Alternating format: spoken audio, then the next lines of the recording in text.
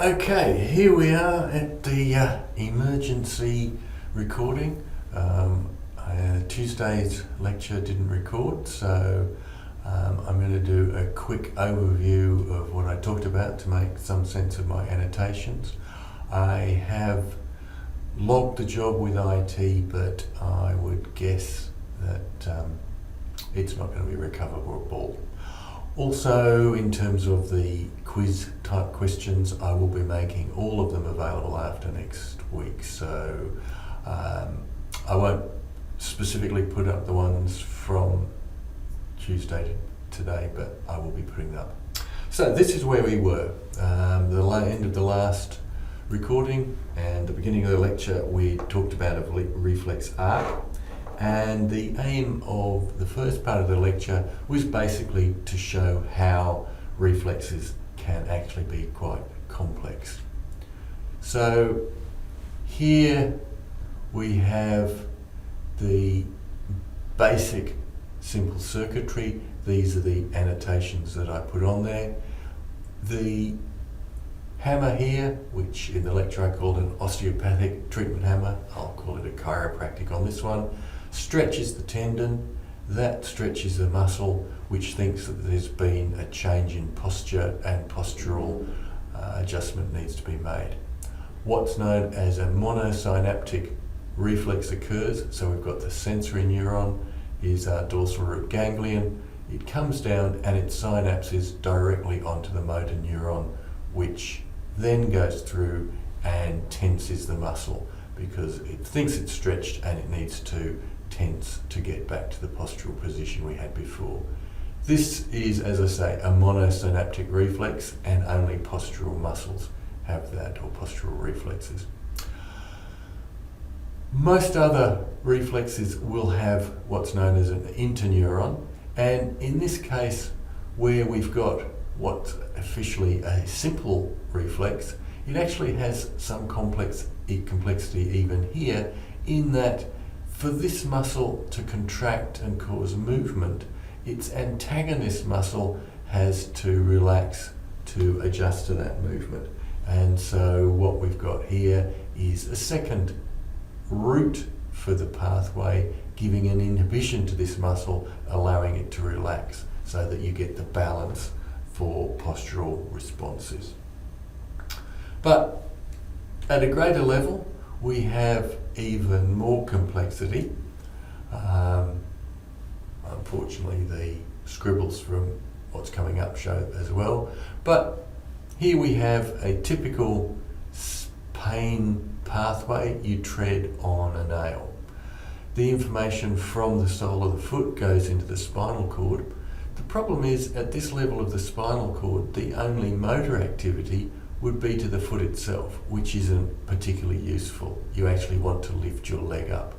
So what happens is that information goes up the spinal cord in the white matter to other more relevant levels where it can respond to that activity, so that you will get a flexion of the hip and a flexion of the knee to allow your leg to be lifted up. That's also going to be some complexity because you have to do both of those movements simultaneously. This bit was from a later part of the actual lecture, but just showing that that information is also going to go up to the head, and you may make some verbal response to the information. In the lecture, I then stopped myself falling over because for a couple of things, when you tread on this nail and you lift up your foot, your centre of gravity, which is normally between the 2 feet, is going to be disturbed. Your centre of gravity should be between 2 support points. You lift up one leg and it's not, so there would be a tendency for you to tip over. So what you have to do is 2 things. One is, as this part of the diagram shows, you have to have information crossing to the other side so that that leg can actually tense up to take the extra strain, because it's suddenly going to have most of the body weight going down through it. but you also have to have information going up into the back so that you lean over to put your body weight down through that leg, and so that your centre of gravity shifts and so that it's underneath that foot, and so you then maintain your balance. So what I wanted to demonstrate in these three images is that the reflex, while it is a very simple zips through the spinal cord and back out again, actually allows for some degree of complexity through going to different levels, crossing to different sides, and as an adjunct to that, the information is also going to the top of the head. Another way that we show segmental arrangements, cheers,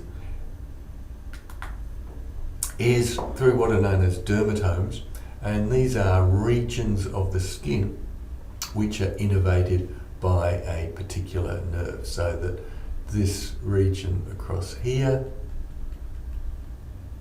all gets sensory innervation from the C4 nerve.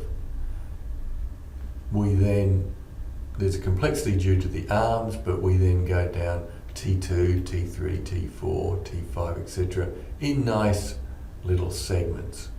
As I say, the arms and the legs mess it up a bit because if you look down, you go C4, 5, 6, 7, 8, T1, T2, and so T2 is also doing all of that.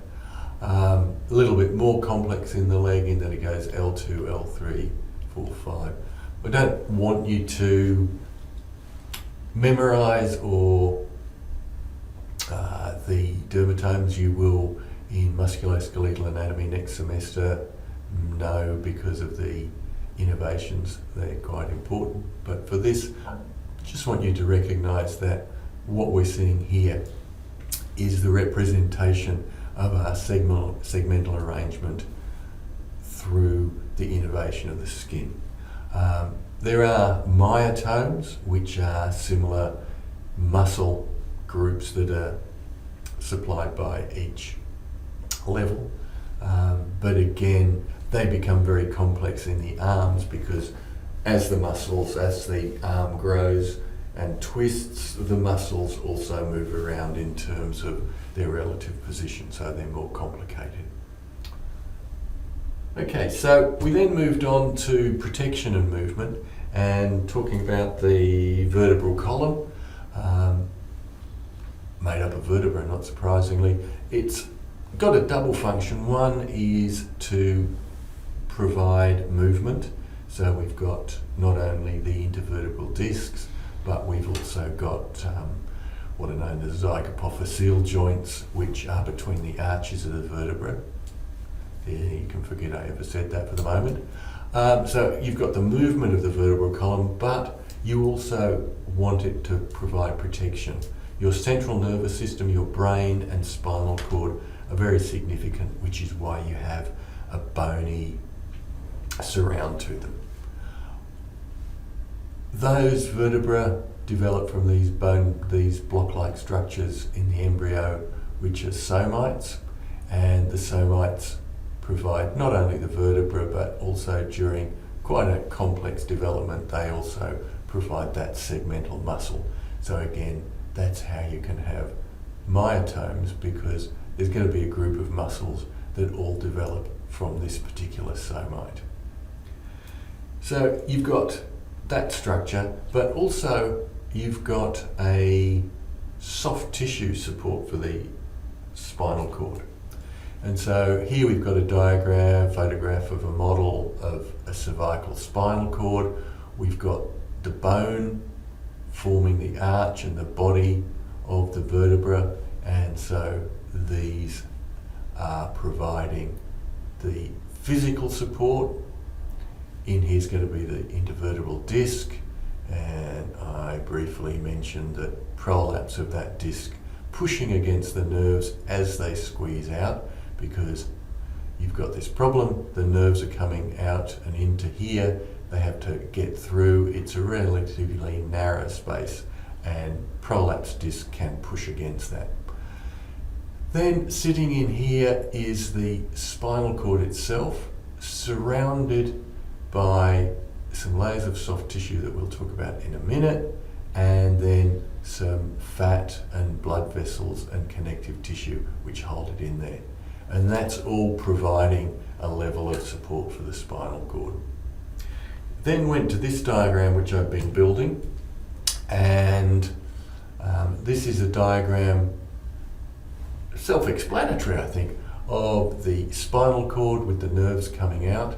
Surrounding it are 3 layers of connective tissue. We've talked about the dura mater, which is a thick layer of connective tissue which surrounds the outside in this colour-coded sort of mauve one. The pia mater, which is this black one which is closely laid on the surface of the spinal cord and the spinal nerve and also the brain. And these layers will continue to form the connective tissue surrounding the nerve. But then there's also the arachnoid mater, which is this green one here, and between the arachnoid mater and the pia mater is a space full of cerebrospinal fluid, which is the subarachnoid space. And it was at this point that we finished, and so it's at this point I'll finish as a bit of an overlap. The arachnoid mater is called the arachnoid mater because running across here are trabeculae which provide support, and the original descriptions of it, people thought it looked a little bit like a spider's web. So arachnoid mater means the spider mother, and so the arachnoid mater is that spider mother. Okay, that will do.